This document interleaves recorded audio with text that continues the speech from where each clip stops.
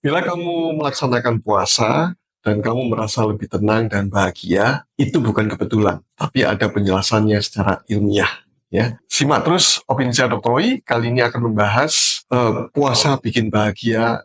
Ini rahasia di baliknya secara ilmiah. Ya, pertama, puasa itu meningkatkan produksi BDNF namanya, Brain Derived Neurotrophic Factor, yaitu suatu protein yang berperan dalam pertumbuhan, perlindungan, dan plastisitas neuron atau sel saraf, ya, terutama sel otak. Puasa juga meningkatkan produksi BDNF yang dikaitkan dengan peningkatan fungsi kognitif, jadi berpikir rasional, berpikir jernih, memori, dan juga perlindungan terhadap penyakit-penyakit neurodegeneratif seperti misalnya Alzheimer ataupun Parkinson. Dan kekurangan protein ini ternyata banyak ditemukan di orang-orang yang mengalami depresi dan kecemasan yang tinggi. Sehingga ketika puasa, produksi BDNF ini justru akan meningkat, tentu saja akan mengurangi depresi maupun kecemasan. Happy kan jadinya? Itu penjelasan atau hal yang pertama, manfaat puasa untuk kebahagiaan. Kemudian yang kedua, bahwa puasa itu menyeimbangkan hormon stres, yaitu kortisol. Stres itu dapat menyebabkan gangguan mental seperti kecemasan maupun depresi karena produksinya berlebihan. Puasa mengatur kadar kortisol sehingga bisa mengurangi stres dan kecemasan.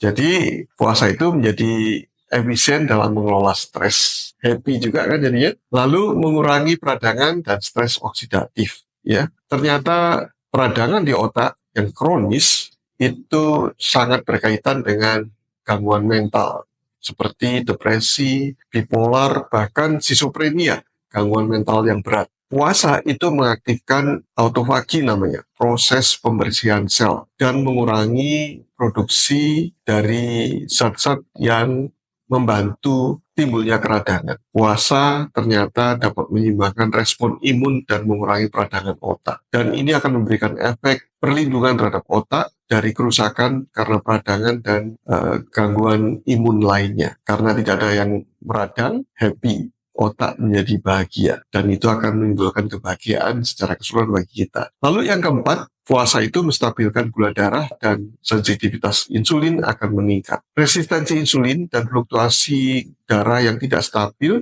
sering dikaitkan dengan depresi, kecemasan, dan gangguan mood lainnya. Puasa ternyata mengatasi insulin resisten, jadi lebih sensitif insulinnya, dan juga mengatasi ketidakstabilan gula. Jadi diharapkan gula itu stabil, tidak terjadi fluktuasi mood yang berubah-ubah. Mood itu dipengaruhi oleh kondisi atau jumlah gula yang bisa dimanfaatkan oleh otak.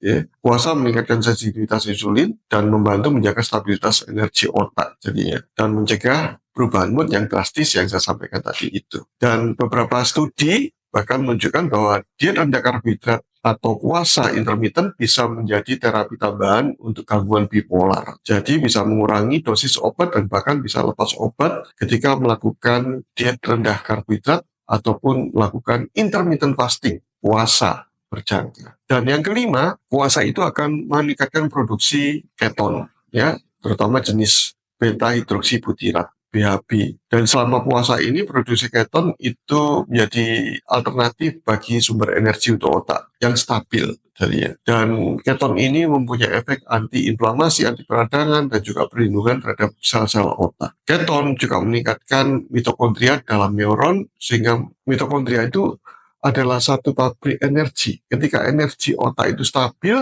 dan berlimpah, maka energi mental juga menjadi baik dan terjadi kejernihan berpikir. Lalu yang keenam, puasa itu mengatur neurotransmitter, yaitu serotonin, dopamin, GABA. Serotonin itu adalah hormon kebahagiaan, meningkat saat puasa, membantu meningkatkan mood dan mengurangi kecemasan. Lalu dopamin itu hormon motivasi, ya.